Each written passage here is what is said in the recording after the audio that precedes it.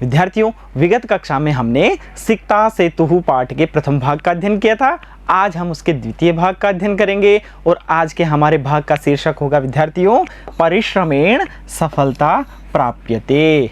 चलिए विद्यार्थियों, सर्वप्रथम हम इस भाग के जो पारिभाषिक शब्द हैं उनका अध्ययन करते हैं और फिर पाठ की ओर अग्रसर होते हैं। देखिए, सर्वप्रथम हमारे पास में क्या शब्द है विद्यार्थियों? अतिरामता। अतिरामता किसे कहेंगे? तो विद्यार्थियों, राम से आगे बढ़ जाने की स्थिति को अतिरामता कहा गया है, अर्थात जिसने राम का भी अतिक्रमण कर लिया है, राम से भी बढ़कर कार्य किया है। रामम अतिक्रांतः अतिरामः, और उसका भाव तस्य भावः अतिरामता। राम ने शिलाओं से समुद्र में सेतु का निर्माण किया था। विप्र रूपधारी इंद्र को सिक्ता कणों से सेतु बनाते देख तपोदत्त उनका उपहास करते हुए कहता है कि तुम राम से आगे बढ़ जाना चाहते हो। इस प्रकार से वह उसे कहता है कि तुम तो राम से भी बढ़कर कार्य कर रहे हो। तो वहां पर किस शब्द का प्रयोग किया गया है? अतिरामता। उसी प्रकार से विद्यार्थी यहाँ पर है आंजनेयम। अंजना के पुत्र होने के कारण हनुमान को आंजनेय कहा जाता है। हनुमान उछलकर कहीं भी जाने में समर्थ थे, इसलिए इंद्र ने, अर्थात इंद्र के कहने पर कि मैं सीढ़ी से जाने में विश्वास नहीं करता हूं, अपितु उछलकर ही जाने में समर्थ हूं। इस प्रकार से इंद्र का कथन वहां पर बताया गया है। तपोदत्त फिर से उपहास करते हुए कहता है कि पहले आपने पुल निर्माण में राम को लांग लिया और अब उछलने में हनुमान को भी लांघने की इच्छा कर रहे हैं। इस प्रकार से जो हमारे पारिभाषिक शब्द है उनको हमने देखा। अब विद्यार्थियों, हम पाठ की ओर अग्रसर होते हैं और पाठ के बारे में जानते हैं। हमने जो पाठ पिछली कक्षा के अंतर्गत पढ़ा था उसमें हमने यहाँ तक उसका अध्ययन किया था। अब हम इससे आगे की ओर अध्ययन करते हैं। देखिए, भो महाशय, अरे महोदय, किमिदं विधीयते, तुम यह क्या कर रहे हो? तुम्हारे द्वारा यह क्या किया जा रहा है? अलम अलम तव श्रमेण, तुम्हारा परिश्रम है वह पर्याप्त है, पर्याप्त है, पर्याप्त है तुम्हारा परिश्रम। पश्य, देखो। अब वह उससे कहता है, क्या देखने के लिए कहता है? देखिए, रामो बबंध यम सेतुम शिलाभिर्मकरालये विदधत बालुकाभिस्तम यासी त्वम अतिरामताम। इस प्रकार से वह कहता है। अब विद्यार्थियों, हमारे पास में यह श्लोक है, तो श्लोक का हम पदच्छेद करते हैं और इसके जो अर्थ और भावार्थ है उसको समझने का प्रयास करते हैं। देखिए, सर्वप्रथम हम पदच्छेद करते हैं। रामौ, रामौ को क्या लिखेंगे? रामः बबंध यम सेतुम शिलाभि मकरालये, शिलाभि मकरालये विदधत बालुकाभि तम, बालुकाभि तम याशी त्वम अतिरामताम। इस प्रकार से हमने इस श्लोक का पदच्छेद किया है। अब जो पदच्छेद हमारे सम्मुख हैं उनका हम शब्दार्थ जानते हैं, उनका अर्थ जानते हैं। देखिए, सर्वप्रथम हम प्रथम पंक्ति को लेते हैं और उसका शब्दार्थ हम जानते हैं। सर्वप्रथम हमारे पास में है रामः। रामः किसे कहेंगे? राम ने बबंध बनाया, यम जिस, सेतुम पुल को, शिलाभि शिलाओं द्वारा। राम ने जिस पुल को बनाया वह किसके द्वारा बनाया? शिलाओं द्वारा। मकरालये, और कहां पर बनाया? समुद्र में। मकर का आलय क्या कहलाएगा? समुद्र, जहां पर मगरमच्छों का निवास है, मगरमच्छ जहां पर निवास करते हैं। अब विद्यार्थियों, जो हमारे शब्दार्थ हैं उन शब्दार्थों के आधार पर हम एक पंक्ति का निर्माण करते हैं और एक अर्थ बनाने का प्रयास करते हैं। देखिए, सर्वप्रथम हम लेते हैं रामः। तात्पर्य हुआ राम ने, मकरालय समुद्र में, यम जिस, सेतुम पुल को, शिलाभि शिलाओं द्वारा, बबंध बनाया। तात्पर्य है कि राम ने शिलाओं के द्वारा जिस पुल को बनाया, कहाँ बनाया? समुद्र के अंदर, मकरालये। उसी प्रकार से हमारी जो द्वितीय पंक्ति है उसके भी हम भावार्थ को जानते हैं, अर्थ को जानते हैं। देखिए, विदधत बनाते हुए, बालुका भी, बालू रेत से, तम उसको, उसको किसको? पुल को, यासी हो, त्वम तुम, अतिरामताम राम से भी बढ़कर। अब यहाँ पर जो हमारे शब्दार्थ हैं उन शब्दार्थों के आधार पर उसी प्रकार से एक पंक्ति बनाने का प्रयास करते हैं। देखिए, तम बालू का भी, तम से तात्पर्य है उस को अर्थात पुल को, बालू रेत से, विदधत बनाते हुए, उसको बालू रेत से बनाते हुए, तुम राम से भी बढ़कर हो। तो क्या लिखेंगे, त्वम अतिरामताम यासी, तुम राम से भी बढ़कर हो। अब विद्यार्थियों हमारे पास में अगला जो प्रक्रिया है वह प्रक्रिया क्या है कि हम इसके अन्वय को एक बार पुनः देखेंगे। देखिए, हमारे पास में यह श्लोक था, रामौ बबंध यम सेतुम शिलाभिर्मकरालये विदधत बालुकाभिस्तम यासी त्वम अतिरामताम। अब यहाँ से हम हमारा जो अन्वय है उस अन्वय को हल करते हैं। देखिए, रामः यहाँ से लिया गया है, उसके पश्चात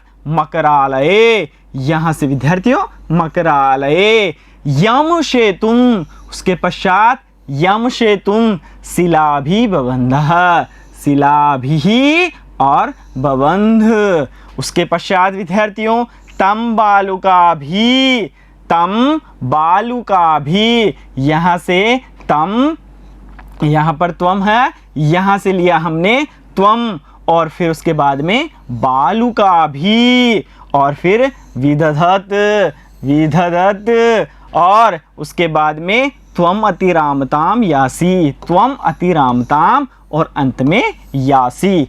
इस प्रकार से जो हमारा श्लोक था उस श्लोक से अन्वय यहाँ पर लिखा गया है।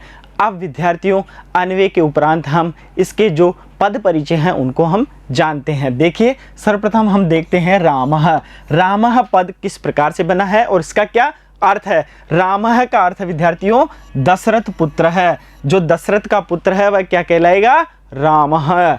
और राम जो पद है वह राम शब्द के पुल्लिंग, प्रथमा विभक्ति और एक वचन का रूप है, और वहां पर क्या बनता है, रामः। उसी प्रकार से बबंध निर्माणम कृतवान, यहाँ पर बंध धातु है और लिट लकार है, उसके प्रथम पुरुष और एक वचन में क्या बनता है, बबंध। शिलाभि, शिलाभि से क्या तात्पर्य है, पाषाण खंडई। शिलाभि से क्या तात्पर्य होता है, पाषाण खंडई। और पाषाण खंडई किसे कहते हैं, हिंदी में हम उसे पत्थर कहते हैं। और यह विद्यार्थियों शिला शब्द है जो कि स्त्रीलिंग का है, उसकी तृतीय विभक्ति और बहुवचन का रूप होता है शिलाभि। उसी प्रकार से बालुका भी, बालुका भी से क्या तात्पर्य है, सिक्ता भी। यहाँ पर बालू का शब्द है वह भी स्त्रीलिंग का है, और तृतीय विभक्ति और बहुवचन में इसका रूप बनता है बालुका भी। त्वम, त्वम से क्या तात्पर्य है, तुम, जिसे हम हिंदी के अंदर कहते हैं। यह युष्मद का रूप है, पुल्लिंग, प्रथमा विभक्ति और एक वचन में बनता है त्वम। अतिरामताम, इसका अध्ययन हमने वहां पर किया है, अर्थात जिसने राम का भी अतिक्रमण कर लिया है, राम से भी बढ़कर कार्य किया है, उसे क्या कहेंगे, अतिरामताम। रामस्य अतिक्रमणम, अतिरामता पद लेंगे तो स्त्रीलिंग का, और उसके द्वितीय विभक्ति और एक वचन में क्या रूप बनता है, अतिरामताम। इस प्रकार से यह पद बनता है। अब विद्यार्थियों हमने जो शब्द लिया वह क्या था, अतिरामता, और उससे पद क्या बना, अतिरामताम। अब विद्यार्थियों हम इसके भावार्थ को जानते हैं कि श्लोक वास्तव में क्या कहना चाहता है, लेकिन उससे पूर्व इसके जो पद हैं संधि युक्त हैं उन्हें हम अलग करते हैं, उन्हें समझने का प्रयास करते हैं और फिर आगे की ओर अग्रसर होते हैं। देखिए हमारे पास में पद क्या है विद्यार्थियों, रामो बबंध। बबंध से अब हम इसको अलग अलग करते हैं तो रामः धन बबंध। अब विद्यार्थी यहाँ पर विसर्ग है तो विसर्ग की ऐसी स्थिति के अंदर यहाँ पर उ होता है। अब विद्यार्थियों हम देखते हैं कि राम के अंत में स्वर है अ। अब ऐसी परिस्थिति के अंदर विद्यार्थियों अ के बाद यदि अगर उ हो तो वहाँ पर गुण होता है ओ, और यहाँ पर हमने लिखा फिर रामो बबंध, और यहाँ पर संधि हुई विसर्ग संधि, और क्या हुआ वहाँ पर उत्तम उ हुआ। अगले में देखते हैं विद्यार्थियों शिलाभिर मकरालये। यहाँ पर शिला भी विसर्ग है, उसको हमने अलग कर दिया, उसके बाद लिखा हमने मकरालय। यहाँ पर विद्यार्थियों विसर्ग है।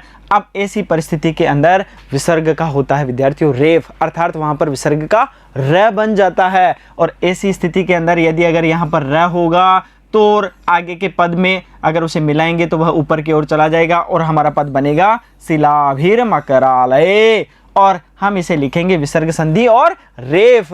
उसी प्रकार से आगे विद्यार्थियों बालुकाभिस्तम, तो बालुकाभि और विसर्ग, उसके बाद में लिखेंगे तम। अब विद्यार्थियों यहाँ पर पहला और दूसरा वर्ण है, क्योंकि विसर्ग के आगे जब प्रथम और द्वितीय वर्ण होता है तो वहाँ पर श हो जाता है।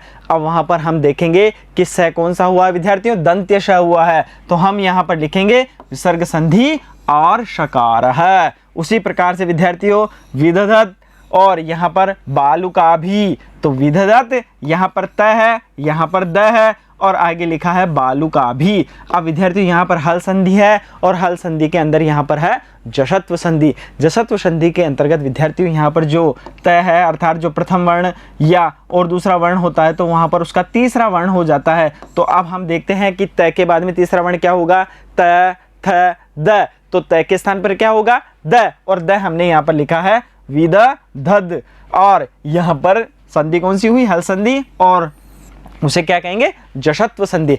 अब विद्यार्थियों जो संधि का प्रसंग है, जब हम संधि का अध्ययन करेंगे तब वहां पर हम विस्तार रूप से इसका अध्ययन करेंगे। चलिए आगे की ओर बढ़ते हैं। समास में, समास में विद्यार्थियों दो पद होते हैं। अब यहाँ पर लिखा हुआ है मकरालय। मकरालय से क्या तात्पर्य है, मकराणाम आलय, अर्थात जहां पर मगरमच्छों का निवास है, मगरमच्छ जहां पर निवास करते हैं उसे क्या कहेंगे, मकरालय। और इसे कौन सा समास होगा, इसमें इसमें समास होगा विद्यार्थियों षष्ठी तत्पुरुष समास, और विच्छेद क्या होगा इसका, मकराणाम आलयः। उसी प्रकार से अति रामताम, रामम अतिक्रांत है और उसे क्या कहेंगे, अति रामः। यहाँ पर है विद्यार्थियों प्रादि समास है। जब समास का प्रसंग होगा तब हम इसे और विस्तारित रूप से अध्ययन करेंगे। चलिए आगे की ओर बढ़ते हैं और हम पाठ की ओर अग्रसर होने से पूर्व जो हमारा श्लोक था उस श्लोक का भावार्थ जानते हैं। देखिए हमारा श्लोक का भावार्थ है विद्यार्थियों, श्री रामचंद्र है समुद्रे यम सेतुम पाषाण खंडई निर्मितवान। श्री रामचंद्र ने समुद्र में जिस सेतु का पाषाण खंडई निर्मितवान अर्थात पत्थर से उसका निर्माण किया, तुम तम सेतुम उस सेतु को बालुकाभि मिट्टी से रचयन बनाकर श्री रामस्य अपि श्री राम का भी अतिक्रमणम करोषिति अतिक्रमण कर रहे हो, अर्थात तुम उस राम से भी बढ़कर कार्य कर रहे हो। तात्पर्य है कि राम ने तो जो सेतु बंधन का कार्य था वह किससे किया था विद्यार्थियों, पाषाण खंडों से अर्थात पत्थर से, लेकिन तुम तो यहाँ पर मिट्टी से ही पुल निर्माण का कार्य कर रहे हो। हिंदी अनुवाद जानते हैं इसका, श्री राम ने समुद्र में जिस पुल को शिलाओं द्वारा बनाया था ऐसा ही पुल बालू रेत से बनाते हुए श्री राम का भी अतिक्रमण कर रहे हो, अर्थात श्री राम से भी बढ़कर कार्य कर रहे हो। इस प्रकार से जो हमारा श्लोक था उस श्लोक का भावार्थ और हिंदी अनुवाद हमारे सामने है और हमने उसका अध्ययन किया है। चलिए अब हम पाठ की ओर अग्रसर होते हैं और जानते हैं आगे क्या है। चिंतय, चिंतय से क्या तात्पर्य है, सोचो तावत, इसके बारे में तुमने इसके बारे में क्या विचार किया है या तुम इसके बारे में क्या सोचते हो। सिक्ताभि मिट्टी से, क्वचित सेतु कर्तुम युज्यते, क्वचित तात्पर्य है कहीं, अर्थात कहीं पुल, मिट्टी से कहीं पुल, कर्तुम युज्यते, कर्तुम से तात्पर्य है बनाया और युज्यते से तात्पर्य है सकता है, अर्थात कहीं मिट्टी से भी पुल बनाया जा सकता है, अर्थात वह उससे प्रश्न पूछ रहा है कि क्या मिट्टी से भी पुल बनाया जा सकता है। आगे देखते हैं वह क्या कहता है। उससे पूर्व जो पद हैं उनके परिचय को जानते हैं। चिंतय, चिंतय से क्या तात्पर्य है, विचारे। अब यहाँ पर विद्यार्थियों चिंत धातु है, धातु होगी तो उसके साथ लकार होगा, उसके साथ पुरुष भी होगा और उसके साथ वचन भी होगा। यहाँ पर लोट लकार है और मध्यम पुरुष एक वचन है, और लोट लकार मध्यम पुरुष एक वचन में चिंत धातु का क्या रूप बनेगा, चिंतय। उसी प्रकार से सिक्ता भी, यहाँ पर उसका अर्थ होगा बालुका भी, सिक्ता जो शब्द है वह स्त्रीलिंग का है और उसके तृतीय विभक्ति और बहुवचन का रूप हमारे सामने है सिक्ताभि। सेतु, सेतु किसे कहते हैं? जलबंध है अर्थात पुल। यहाँ पर सेतु पुल्लिंग का शब्द है, उसके प्रथम विभक्ति और एक वचन में पद बनता है विद्यार्थियों सेतु। युज्यते, युक्तः अस्ति, युज धातु है, लट लकार का है। लट लकार किसमें, किस काल में प्रयुक्त होता है? वर्तमान काल में प्रयुक्त होता है। उसके प्रथम पुरुष और एक वचन में क्या रूप बनता है? युज्यते। अब विद्यार्थियों जो हमने पढ़ा है उसके अंदर अव्यय पदों का भी प्रयोग किया गया है। अब अव्यय कौन कौन से थे? उसमें तावत है, क्वचित है और कर्तुम है। इस प्रकार से अव्ययों का प्रयोग किया गया है। देखिए आगे की ओर बढ़ते हैं। आगे जो पुरुष है वह क्या कहता है? अब पुरुष है अपनी उक्ति प्रस्तुत करता है और कहता है भो तपस्विन, भो तपस्विन, अरे तपस्वी, कथम माम अवरोधम करोसी, कथम किस प्रकार से, माम मुझे रोकते हो। अवरोधम से क्या तात्पर्य है? रोकते हो। प्रयत्नेन, प्रयत्न करने से ही, किम न सिद्धम भवति, क्या सफलता नहीं मिलती है। वह पूछना चाह रहा है क्या प्रयास करने से सफलता नहीं मिलती है? प्रयत्नेन से क्या तात्पर्य है? प्रयत्न करने से। का आवश्यकता शिलानाम, और जो पुल बनाने में है, पुल बनाने की जो प्रक्रिया है उसमें शिलाओं की क्या आवश्यकता है? इस प्रकार से पुरुष पूछ रहा है।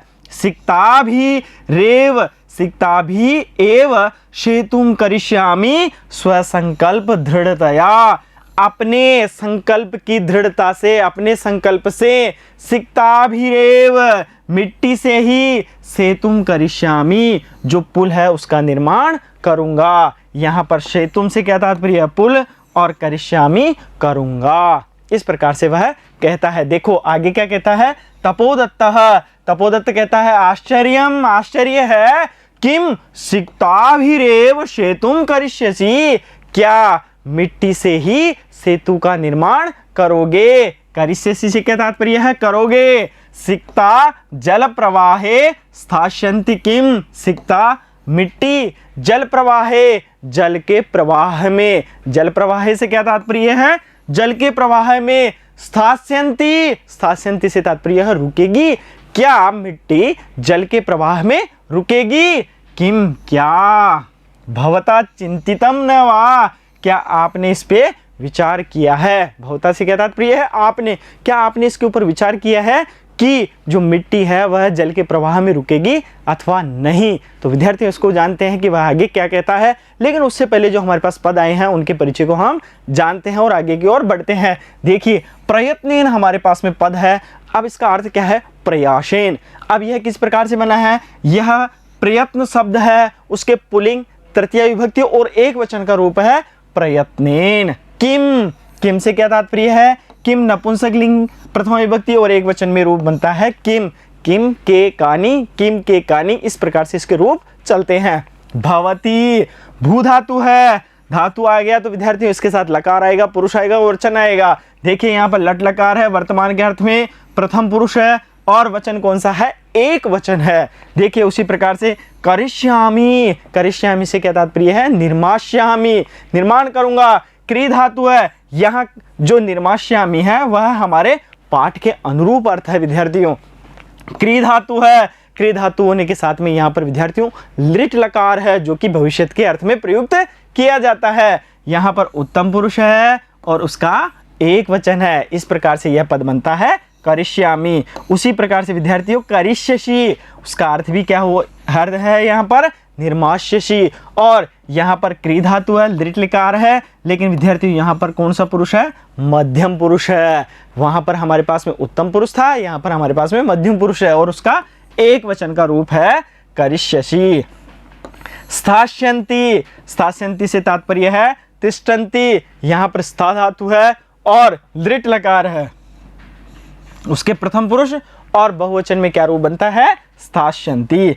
सिक्ताभिरेव, यहाँ पर संधि की गई है विद्यार्थियों। देखिए सिक्ताभि विसर्ग है, विसर्ग के आगे अगर यहाँ पर स्वर है तो यहाँ पर हम देखते हैं कि रेफ का आगम होता है और रेफ से क्या तात्पर्य विद्यार्थियों? र, यहाँ पर र आगे आएगा तो उसके बाद में बनेगा सिक्ताभिरेव। अब यहाँ पर स्वर होने के कारण जो र है उसके अंदर यह मिल जाएगा और यहाँ पर बन जाएगा रे, और उसी प्रकार से यहाँ पर बनेगा सिक्ताभिरेव। चलिए आगे पाठ की ओर अग्रसर होते हैं, जानते हैं आगे क्या कहता है। अब विद्यार्थियों जो पुरुष है वह अपना प्रत्युत्तर प्रस्तुत करता है। पुरुष है शोतप्राशम, शोतप्राशम से क्या तात्पर्य है? उपहास पूर्वक हंसते हुए क्या कहता है? चिंतितम चिंतितम, विचार किया है, विचार किया है। सम्यक चिंतितम, सम्यक रूप से, उचित रूप से मैंने इसके बारे में विचार किया है। अगर यहाँ पर अर्थ दूसरा अर्थ लेते हैं तो क्या अर्थ लेंगे? सोचा है, सोचा है, निश्चित रूप से इसके बारे में मैंने सोचा है। न अहम सोपान सहायतया, नहीं मैं सोपान सहायतया से क्या तात्पर्य है? सीढ़ी की सहायता से। अधिरोढ़ुम विश्वसिमी, अधिरोढ़ुम से तात्पर्य है चढ़ने में, और विश्वसिमी से क्या तात्पर्य है? विश्वास करता हूं। अर्थात वह कह रहा है कि मैं नहीं सीढ़ी की सहायता से चढ़ने में विश्वास रखता हूं। ऐसा कौन कह रहा है? ऐसा पुरुष कह रहा है। अब हम जानते हैं कि वहां पर जो पुरुष है वह कौन है विद्यार्थियों? वह है इंद्र। इंद्र इस प्रकार से जो नदी थी उसके अंदर मिट्टी से पुल बना रहा था और वह प्रत्युत्तर कर रहा है। अब प्रत्युत्तर के अंतर्गत वह कहता है कि मैं सीढ़ी की सहायता से चढ़ने में विश्वास नहीं करता हूं। तो किस में विश्वास करता है? समुत्प्लुत्येव गंतुम क्षमोस्मि, अर्थात मैं तो उछल कर जाने में ही सक्षम हूं। इस प्रकार से वह कहता है। अर्थात जो पुरुष के रूप में इंद्र है वह कहता है कि मैं तो उछल कर जाने में ही सक्षम हूं या समर्थ हूं। चलिए आगे क्या कहता है? आगे वह कहता है विद्यार्थियों तपोदत्त है। तपोदत्त कहता है उसके प्रत्युत्तर में सव्यंग्यम, व्यंग्य से युक्त या व्यंग्य पूर्वक, व्यंग्य सहित, सव्यंग्यम से क्या तात्पर्य है? व्यंग्य सहित। साधु साधु, ठीक है ठीक है। आंजनेयम अप्यतिक्रामसी, आंजनेयम अपि अतिक्रामसी, इस प्रकार से हम इस पद को अलग अलग करते हैं और इसका अर्थ क्या होगा? अंजनी पुत्र का अतिक्रमण कर रहे हो। आंजनेयम अपि अतिक्रामसी, अंजनी पुत्र का भी अतिक्रमण कर रहे हो। अब विद्यार्थी पाठ के आरंभ में हमने इसके विषय के अंदर अध्ययन किया था, अर्थात जिसने अंजनी के पुत्र का भी अतिक्रमण कर लिया है ऐसा। अब यहाँ कह रहा है वह ठीक है, तुम तो अंजनी के पुत्र का भी अतिक्रमण कर रहे हो, अर्थात उससे भी बढ़कर कार्य कर रहे हो। पुरुष सविमर्शम, विचार पूर्वक। कोत्र संदेह है, यहाँ पर क्या संदेह है? यहाँ पर कोई संदेह नहीं है, अर्थात अतिक्रमण के विषय में वह प्रत्युत्तर दे रहा है। किंच, किंच से क्या तात्पर्य है? क्योंकि। अब क्योंकि का क्या उत्तर देता है वह देखते हैं। उससे पूर्व जो हमारे पास पद आए हैं हम उनके परिचय को जानते हैं। देखिए हमारे पास में क्या पद है विद्यार्थियों? अहम, अहम से तात्पर्य है मैं, यह अश्मद का रूप है और अश्मद धातु के पुल्लिंग प्रथमा विभक्ति एक वचन में बनता है अहम। उसी प्रकार से अस्मि, अस्मि विद्यार्थियों एक अश धातु है और अस धातु के अंतर्गत जो लट लकार उत्तम पुरुष और एक वचन का जो रूप होता है वह होता है अस्मि। उसी प्रकार से समुत्प्लुत्येव, समुत्प्लुत्य और उसके बाद में एव। अब विद्यार्थी यहाँ पर अंत में अ है और उसके बाद में ए है। ऐसी परिस्थिति के अंतर्गत वृद्धि संधि होती है और वृद्धि संधि के अंदर ए के बाद में ए होने पर वहाँ पर बनता है विद्यार्थियों आई। तो यहाँ पर हमारे पास पद क्या बनेगा? समुत्प्लुत्येव। अब ने यहाँ पर लिखा है कि ए के बाद में ए है और उसके स्थान पर क्या आदेश होता है?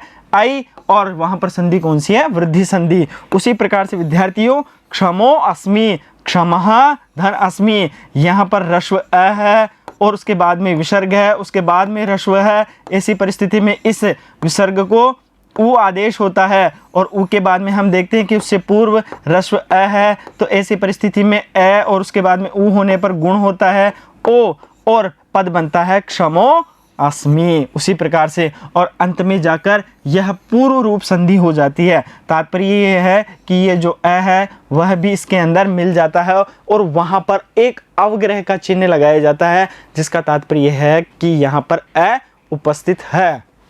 उसी प्रकार से विद्यार्थियों को अत्र में भी वही परिस्थिति है। अ के बाद में अ और बीच के अंदर विसर्ग है। विसर्ग का क्या होगा विद्यार्थियों? अब आप जान गए हो, उ होगा, उ के बाद में उसका गुण होगा ओ और ओ के बाद में क्या लगेगा?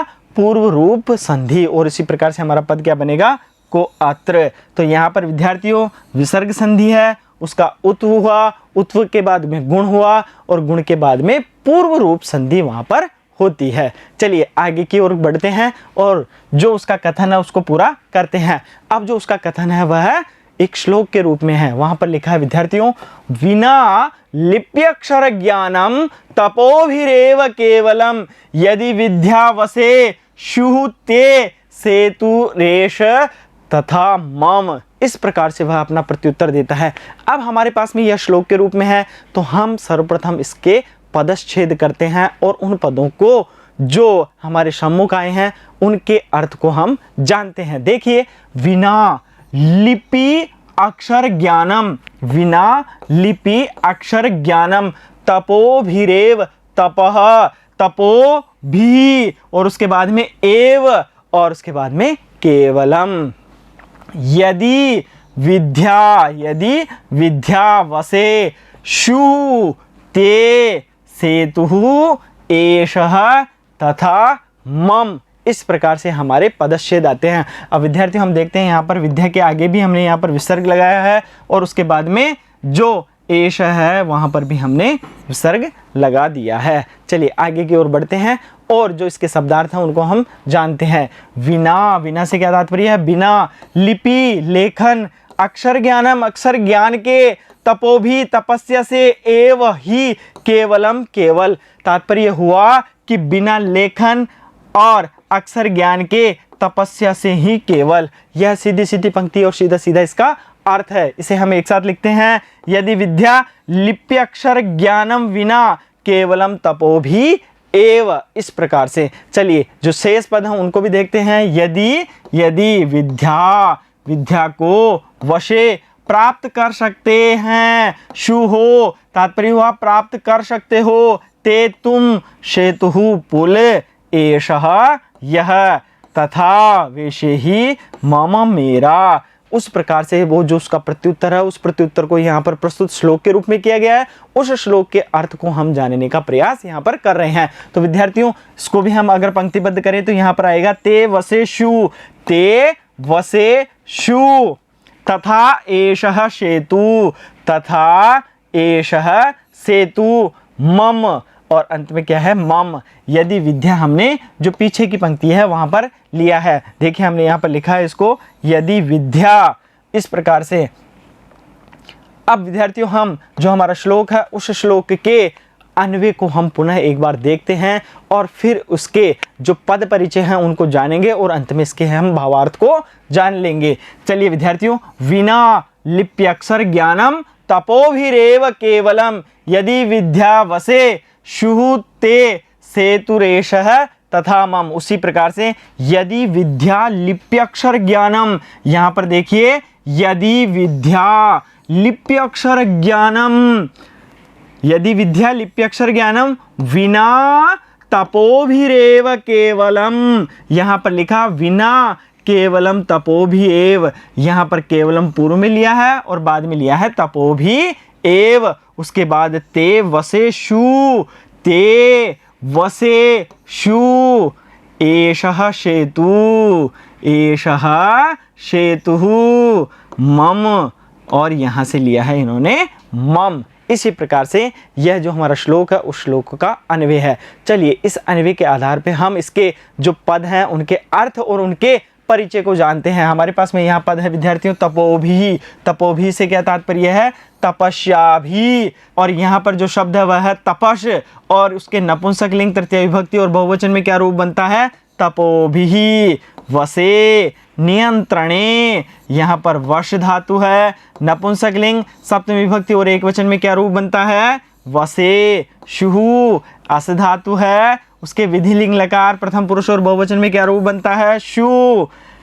ते से तात्पर्य तव, युष्मद का रूप है विद्यार्थियों पुल्लिंग और षष्ठी विभक्ति एक वचन में इसका रूप बनता है ते। सेतुहु, सेतु पुल्लिंग का शब्द है, उसके प्रथम विभक्ति और एक वचन में क्या रूप बनता है? सेतु। उसी प्रकार से एषः, एषः से तात्पर्य है अयम, एतद का शब्द है, उसके पुल्लिंग प्रथम विभक्ति और एक वचन में क्या रूप बनता है?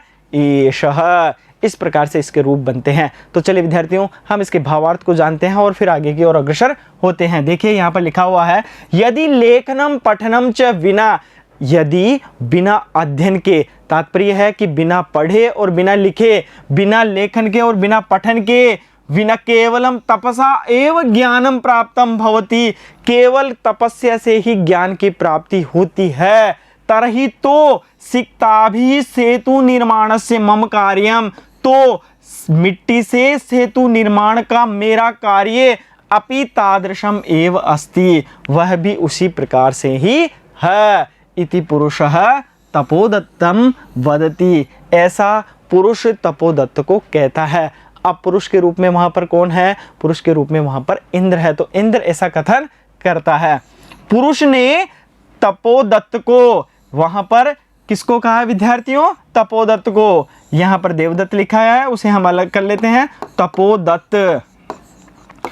पुरुष तपोदत्त को कहा कि यदि लिपि और अक्षर ज्ञान के बिना तपस्या से ही ज्ञान की प्राप्ति हो जाती है, तो बालू रेत से मेरा पुल भी उसी प्रकार बन जाएगा। इस प्रकार से जो पुरुष तपोदत्त को अपना कथन प्रस्तुत करता है। तो चलिए विद्यार्थियों, आगे की ओर अग्रसर होते हैं और पाठ में आगे क्या होता है वह हम जानते हैं। अब चलिए विद्यार्थियों, जो इसके संधि युक्त पद हैं उनको हम हल करते हैं। देखिए हम हमारे पास में सर्वप्रथम पद है लिपि अक्षर ज्ञानम। अब हम इसको अगर विच्छेद करते हैं तो हमारे पास में पद क्या आता है? लिपि अक्षर ज्ञानम। अब विद्यार्थियों, हमें यहाँ पर यह समझना है कि इसके अंतर्गत कौन सी संधि होगी और किस प्रकार से होगी। देखिए यहाँ पर हम देखते हैं कि हमने जो विच्छेद किया है लिपि धन अक्षर ज्ञानम, यहाँ पर अंत में क्या है विद्यार्थियों? ई है और आगे क्या है? अ है। ऐसी परिस्थिति में ई के स्थान पर क्या आदेश होगा? यह आदेश होगा। यह अ इसके अंदर मिलेगा तो पूर्ण रूप से यह बनेगा और हमारा पद बनेगा लिपि अक्षर ज्ञानम। अब यहाँ पर संधि कौन सी होगी? यहाँ पर संधि होगी यण संधि। अगला पद है विद्यार्थियों हमारे पास में तपोभिरेव। यहाँ पर अगर हम इसे पदच्छेद करते हैं तो हमारा पद होगा तपोभिः धन एव। यहाँ पर जो विसर्ग है उस विसर्ग के स्थान पर विद्यार्थियों र आदेश होता है और र के अंदर ये ए मिलने पर बनेगा रे और हमारा पद क्या बनेगा? तपोभिरेव। यहाँ पर संधि होगी विसर्ग संधि और कार्य क्या हुआ है यहाँ पर? रेफ। उसी प्रकार से शूस्ते, यहाँ पर पद होगा विद्यार्थियों अलग अलग। शुहु ते, यहाँ पर जो विसर्ग है उस विसर्ग के स्थान पर श आदेश होगा और श आदेश होने पर यह स इसके साथ मिलेगा और पद बनेगा शूस्ते।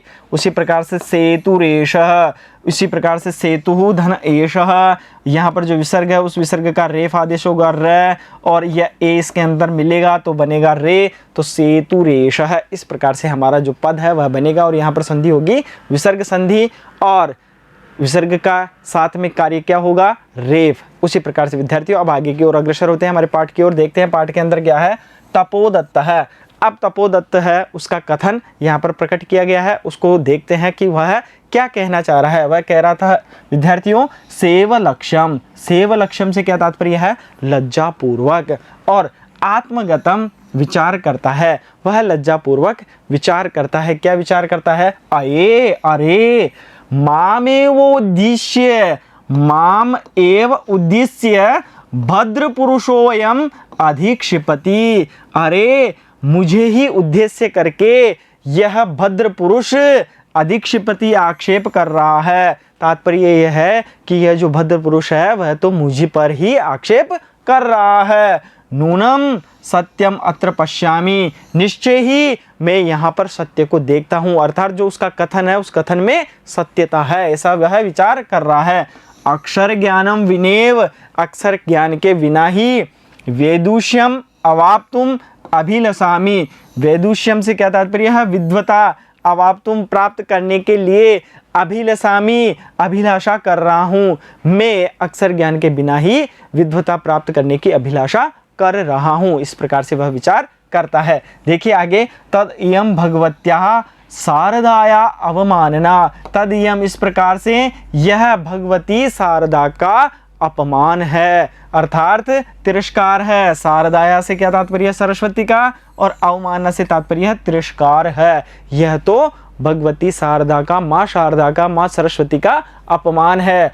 गुरुगृहम गत्वेव विद्याभ्यासो मया करणीयः, अर्थात गुरु के घर गत्वेव जाकर ही विद्या अभ्यास है, विद्या का अभ्यास मया करणीय है, मुझे करना चाहिए। अर्थात मुझे गुरु के घर जाकर ही विद्या का अभ्यास करना चाहिए। गत्वेव से तात्पर्य है जाकर ही, और करणीय से तात्पर्य है करना चाहिए। पुरुषार्थेव लक्ष्यम प्राप्यते, पुरुषार्थ से ही लक्ष्य की प्राप्ति होती है। पुरुषार्थ से तात्पर्य है कर्म से, अर्थात कर्म करने से ही लक्ष्य की प्राप्ति होती है। चलिए इसके पद परिचय को जानते हैं। यहाँ पर पद है विद्यार्थियों माम। माम कहाँ से लिया गया है? यह अश्मद जो शब्द है उसके पुल्लिंग द्वितीय विभक्ति के एक वचन का रूप है। उसी प्रकार से अयम, अयम से तात्पर्य है एषः, यह इदम का रूप है। उसके पुल्लिंग प्रथमा विभक्ति और एक वचन में क्या रूप बनता है? अयम। पश्यामि, पश्यामि से क्या तात्पर्य है? अवलोकयामि। दृश्य धातु है, उसके लट लकार उत्तम पुरुष और एक वचन में क्या रूप बनता है? पश्यामि। अभिलषामि, अभिलषामि से तात्पर्य है इच्छामि। अभि उपसर्ग है, लश धातु है, उसके लट लकार उत्तम पुरुष और एक वचन में क्या रूप बनता है? अभिलषामि। भगवत्यः, भगवत्या से तात्पर्य है दिव्या। यहाँ पर भगवती शब्द है, स्त्रीलिंग का है, उसके षष्ठी विभक्ति और एक वचन में क्या रूप बनता है? भगवत्यः। अब उसी प्रकार से विद्यार्थियों हम संधि के जो पद हैं उनको भी देखते हैं। हमारे पास में है मामेवोद्दिश्य, यहाँ पर अलग अलग करते हैं तो माम धन एव धन उद्देश्य, यहाँ पर माँ हलंत है विद्यार्थियों, ए इसके अंदर मिला देते हैं तो पद बनेगा हमारे पास में मामेव। अब उसके बाद देखते हैं उद्देश्य, तो यहाँ पर अंत में क्या आता है? ए के बाद में आया है विद्यार्थियों उ। ऐसी परिस्थिति के अंतर्गत हम देखते हैं कि वहाँ पर गुण संधि होती है, ए के बाद में उ, गुण होगा ओ, और हमारा पद क्या बनेगा? मामेवोद्दिश्य। यहाँ पर हम देखते हैं कि ए के बाद में उ है तो गुण क्या होता है? ओ। संधि कौन सी होगी यहाँ पर? गुण संधि। उसी प्रकार से विद्यार्थियों भद्र पुरुषो अयम, तो पद क्या बनेगा? भद्र पुरुष है धन अयम। यहाँ पर विद्यार्थियों विसर्ग है, और विसर्ग की ऐसी परिस्थिति के अंतर्गत हम देखते हैं कि यहाँ पर ह्रस्व अ है और उसके बाद भी ह्रस्व अ है। ऐसी परिस्थिति के अंतर्गत विसर्ग को होगा विद्यार्थियों सर्वप्रथम उ के बाद में होगा इसका गुण। गुण क्या होगा विद्यार्थियों? इसमें गुण होगा ओ, और उसके बाद होगी पूर्व रूप संधि। इस प्रकार से यह प्रक्रिया करते हुए हमारे पास में पद आता है भद्र पुरुषो अयम। अब हम देखते हैं कि यहाँ पर एक अवग्रह का चिन्ह लगाया हुआ है जो कि पूर्व रूप संधि के अंतर्गत लगाया जाता है, और इसलिए लगाया जाता है कि यहाँ पर अ अवशेष के रूप में है या यहाँ पर अ था। इसी प्रकार से विद्यार्थियों विनेव, विना धन एव, यहाँ पर आ है, आ के बाद में ए है। ऐसी स्थिति में यहाँ पर गुण होता है विद्यार्थियों आई, और हमारा पद क्या बनता है? विनेव। और यहाँ पर देखते हैं कि कौन सी संधि है? वृद्धि संधि। उसी प्रकार से विद्यार्थियों अवाप्तुम, अवधन आप्तुम, यहाँ पर अ है उसके बाद में आ है, अ और आ मिलकर बनता है आ, और संधि होती है वहाँ पर श्रवण दीर्घ संधि, और हमारे पास में पद आता है अवाप्तुम। उसी प्रकार से अब हम पाठ की ओर अग्रसर होते हैं, देखते हैं वहाँ पर क्या हो रहा है विद्यार्थियों। प्रकाशम, प्रकाशम से तात्पर्य है स्पष्ट रूप से, अर्थात प्रकट रूप से। अब विद्यार्थियों भो नरोत्तमा, अरे नर श्रेष्ठ, ना हम जाने, मैं नहीं जानता हूँ। नरोत्तम से क्या तात्पर्य है? नरश्रेष्ठ, और जाने से तात्पर्य है जानता हूँ। यत को अस्ति भवान, कि आप कौन हैं। परंतु भवद भी उन्मीलितम में नयन युगलम, परंतु आपके द्वारा खोल दी गई है। उन्मीलितम से खोल दी गई है। मैं नयन युगलम, मेरे नयनों के युगल को। आपने मेरे जो नयनों के युगल हैं, अर्थात जो मेरी आंखें हैं, वह आपने खोल दी है। देखते हैं आगे क्या है। तपोमात्रेण विद्याम अवाप्तुम प्रयतमानः, तप मात्र से ही, अर्थात तप के द्वारा ही, विद्याम अवाप्तुम, विद्या प्राप्ति के लिए, प्रयतमानः, प्रयत्नशील में, अर्थात विद्याम अवाप्तुम से क्या तात्पर्य है? विद्या प्राप्ति का, और प्रयत्मान है प्रयत्न करता हुआ, तो विद्या प्राप्ति के लिए प्रयत्न करता हुआ। अहमपि में भी सिक्ताभिरेव सेतु निर्माण प्रयासम करोमि, मैं भी मिट्टी से ही पुल के निर्माण का प्रयास करता हूँ। वह इस प्रकार से खुद को भी उसी के अनुरूप मानता है। तद इदानीम, इसलिए, तद इदानीम इसलिए अब, विद्याध्ययनाय गुरुकुलमेव गच्छामि, विद्या अध्ययन के लिए गुरुकुल में ही जाता हूँ। स प्रणामम गच्छति, वह प्रणाम करते हुए जाता है। इस प्रकार से विद्यार्थियों हमारा पाठ है। लेकिन इस पाठ के अंत में जो हमने पढ़ा है उसके पद परिचय को देखते हैं, उसकी संधि को देखते हैं। देखिए इस प्रकार से हमारे पास में पद है विद्यार्थियों भवान। भवान से क्या तात्पर्य है? त्वम। भवत शब्द है, उसके पुल्लिंग और प्रथमा विभक्ति और एक वचन में क्या रूप बनता है? भवान। उसी प्रकार से भवत भी, भवत जो शब्द है उसके पुल्लिंग तृतीय विभक्ति और एक वचन में क्या रूप बनता है? भवत भी। उसके प्रथमा विभक्ति एक वचन में बनता है भवान और उसी प्रकार से तृतीय विभक्ति एक वचन में क्या बनता है? भवत भी। में विद्यार्थियों अश्मत शब्द का रूप है, यह पुल्लिंग और षष्ठी विभक्ति के एक वचन का रूप है। करोमि, करोमि से क्या तात्पर्य है? यहाँ पर क्री धातु है, उसके लट लकार उत्तम पुरुष और एक वचन में रूप बनता है करोमि।